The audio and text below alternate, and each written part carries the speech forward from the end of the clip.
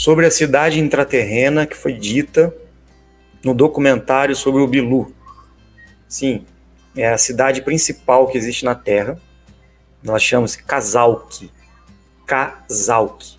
É a cidade intraterrena, são 7 cidades que existem, né? E Kazalki é uma das principais. É uma cidade gigantesca intraterrena. E existe o acesso físico, que a gente pode acessar, na terceira dimensão mesmo, e existe os acessos dimensionais, da 4ª dimensão, né? Que aí são os portais que tem que se abrir, como eu expliquei anteriormente. Kazalki foi construída pelos seres intraterrenos, que também são parceiros das 49 raças, né? Que estão colaborando para que, caso seja necessário, um resgate em massa de pessoas no futuro, essas pessoas possam ir para essa cidade intraterrena. E já tem muitas pessoas lá, vivendo lá, inclusive, né? Ainda existe a 1ª e a 2ª dimensão? Sim, existem e estão aqui, faz parte da 3ª dimensão. Não é? A 1ª dimensão não existe. Quando nós falamos de 3ª dimensão, estamos falando de altura, largura e profundidade. Tá? São 3 dimensões da realidade. Então, tudo que nós percebemos com largura, altura e profundidade é aqui na 3ª dimensão. A 2ª e a 1ª dimensão, né, seria altura e largura, ou só largura, tá? Sem profundidade, sem altura. Então são dimensões, 1ª, 2ª e a 3ª. As 3 dimensões juntas formam a 3D, esse mundo em que vivemos aqui, essa realidade que nós estamos aqui. Agora, a 4ª dimensão já é uma outra faixa diferente, é uma outra realidade, é um outro nível de percepção. Aí entra um outro fator aí no meio que a gente não sabe ainda, desconhece com a nossa ciência, né? Porque o que existiria, né, além da largura, altura e profundidade? Qual é a outra medida que nós temos? O tempo, o espaço?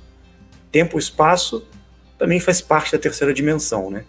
Mas o que será que existe na 4ª dimensão? Será que existe tempo, espaço, altura, largura, profundidade? Existe, mas o que será que tem a mais, né? Nessa 4ª dimensão aí? Na 5ª, na 6ª, na 7ª? Imagina, quanto mais alta a dimensão, mais complexo é de entender, né? A gente não entende nem a nossa aqui. 3ª dimensão já é difícil a gente entender, imagina as outras, né? Existe explicação para os crop circles, que são os círculos nos trigais, né, que aparecem na Inglaterra e em outras partes do mundo. Sim, são tecnologias dos seres, muitas delas, quando começaram a acontecer, era justamente para despertar a humanidade, né, com símbolos, com mensagens codificadas nas plantações de trigo. Mas depois de um tempo, os Anunnakis e algumas raças do governo oculto começaram também a fazer essas manifestações com as tecnologias deles que eles têm. São tecnologias de micro-ondas, né? Tecnologias de luz e de superaquecimento, micro-ondas mesmo, que eles plasmam ali como se fosse um carimbo, né?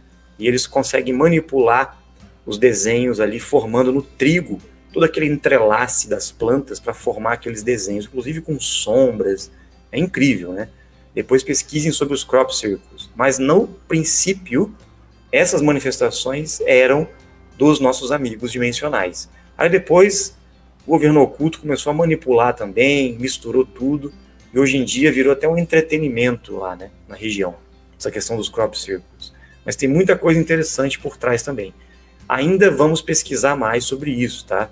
Porque nós ficamos pendentes nessa pesquisa aí dos crop circles. Foi até bom você lembrar, porque eu vou atrás disso daí. Se Nibiru leva 3.600 anos para completar sua órbita, ele passou aqui em 2012, como está passando agora novamente?